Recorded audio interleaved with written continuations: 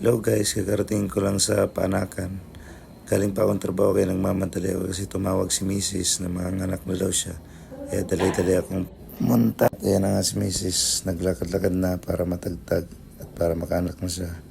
Hindi nga mapakali dahil sobrang sakit yung tiyan niya.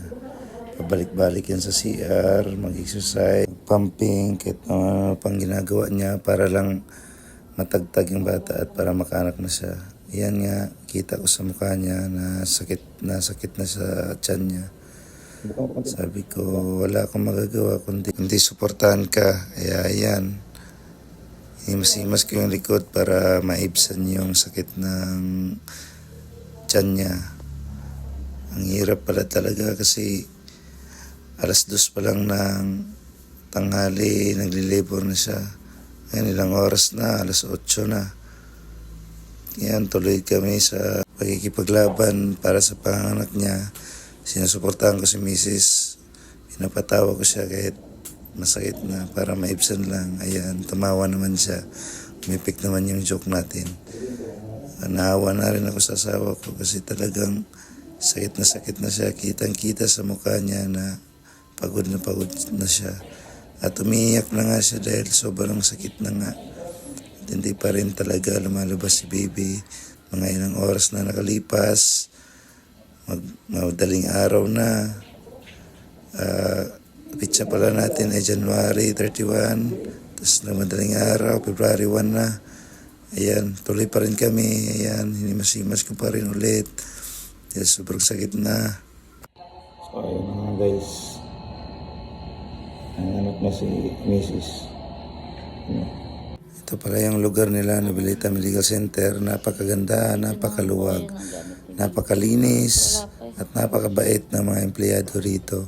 Ina-assist ka talaga nila sa mga pangangailangan namin. At ayun, maraming salamat po sa pag-assist sa amin ng misis ko. Napakagandang lugar na ito. Wala pang bayad. Ayun na nga, nagutom na ako, kumain na ako. Kasi talagang hindi pa nanganganak si Mrs. Binibidyohan niya na lang ako. Alam kong gutom na gutom ka pero bawal ka kasing kumain kasi manganganak ka. Baka daw kasi isukan niya. Ayan, naglakad-lakad na naman siya ulit para matagtag talaga. Ilang oras na. Diyos ko, Lord, sana makaraos na po.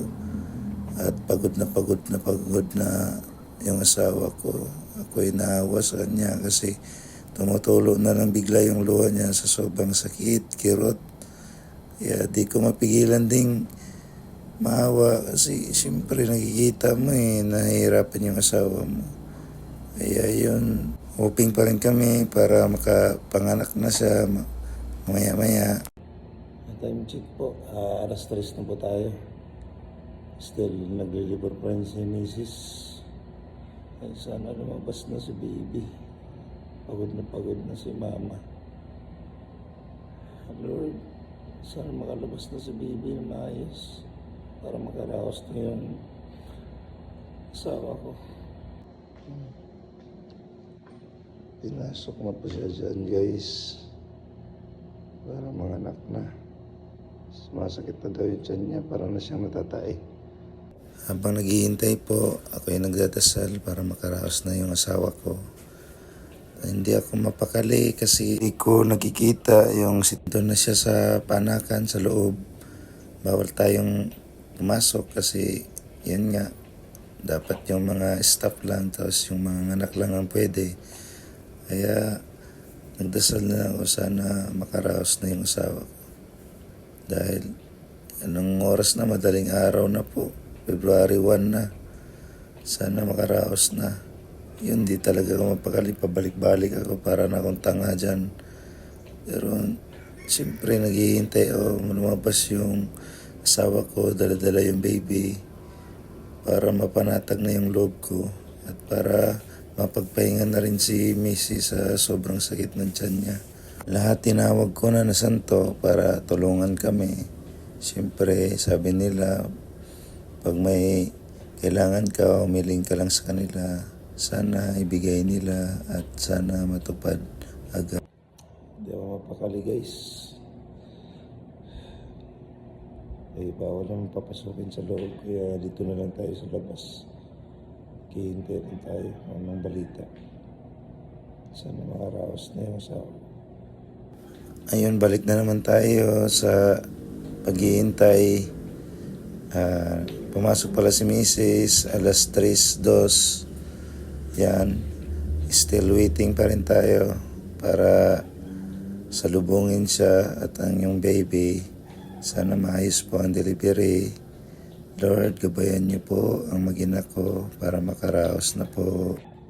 Check guys. Stress. Sinubukan ko nga pala yung brightness ng cellphone ko. Ba, napakaliwanag pala nito habang naghihintay. Thank you Lord. Narinig ko na yun. Walang baby ko.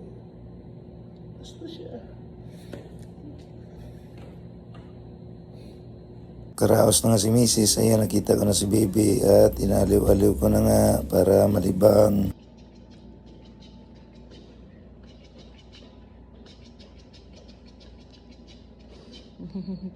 Puti na lang, malakas si Mrs. Ayan, kinaya niya pa rin.